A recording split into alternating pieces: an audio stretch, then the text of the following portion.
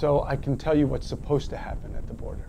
So immigration is supposed to take them and ask them questions, and they're supposed to ask them a series of questions to make sure they're not in harm's way.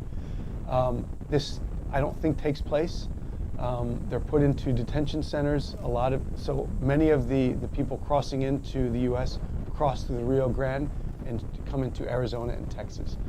A lot of them have family members in the United States, so I think some of the immigration officers just let them go. Some of them send them back, and most of them are detained that make it to the United States. They're detained for a number of months. They're supposed to be issued a lawyer. A lot of them do not have legal representation. And then they're supposed to see a judge, and the judge is supposed to then hear their story through a lawyer and decide whether they have a case for asylum or not. Many, I think it's a third of the kids have representation, legal representation, which is great because that's really the only way they can get asylum.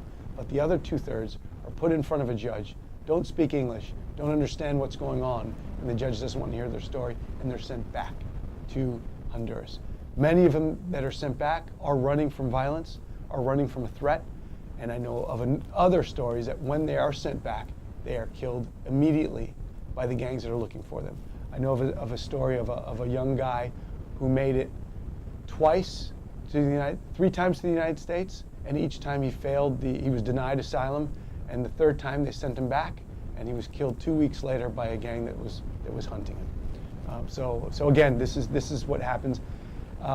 Catholic Relief Services doesn't do too much work in the United States. Most of our work is done in countries overseas. Catholic Charities is the one that does a lot of the work, the processing, and the supporting of these migrants. So